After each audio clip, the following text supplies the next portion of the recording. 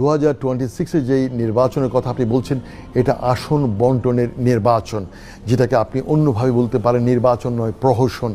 আসন ভাগাভাগি অলরেডি ফাইনালাইজের পর্যায়ে চলে গেছে, চূড়ান্তের পর্যায়ে। জামায়াতে ইসলামকে 80 আসন অলরেডি দেওয়ার জন্যে হাতে পায়ে ধরে বসে আছে। 80 আসন, 80, যেটাকে ইংরেজিতে বলা হয় 80 সিটস। আর চিলড্রেন পার্টি, যেটা ন্যাশনাল চিলড্রেন পার্টি, তাদেরকে 8টা সিট এখনো পর্যন্ত কনফার্ম করে রেখেছে। আর বিএনপিও চাইছে মেজরিটি তারা পাওয়ার নিতে। তবে আবার বলে রাখছি, যিনি ক্ষমতায় আসুন, জামায়াতে ইসলাম, তারা হবে ওয়াচ ডগ।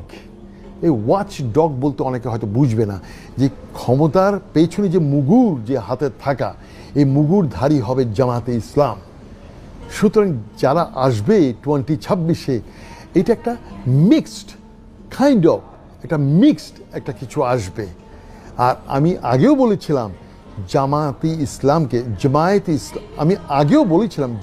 ইসলামকে যদি মেজরিটি দিয়েও এবার ক্ষমতায় বসানো হয়, Jamaate Islam is too smart, very smart. Jamaate ইসলামকে সেধে দিল, এবার আসবে না, এরা বসবে না, এরা বসতে চাইবে না। বাট 2028-এ জামাতকে পায়ে ধরে সেধেই তাকে দিতে হবে।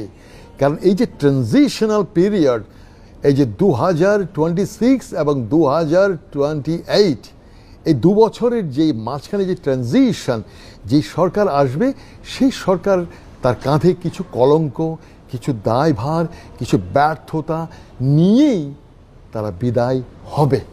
তারপর হবে আসল নির্বাচন। আর এই ট্রানজিশন পিরিয়ড গতবারও হয়েছে, সেই 1980-এ, আপনারা অনেকেই জানেন, 86 থেকে 88। আবার বিএনপির সময় একবার দেখেছেন 1996, তো 6 মাসের জন্য একবার এসেছিল। এইভাবে কিন্তু খণ্ড সময়ের জন্য কিন্তু অতীতেও বিভিন্ন দল ক্ষমতায় এসেছিল।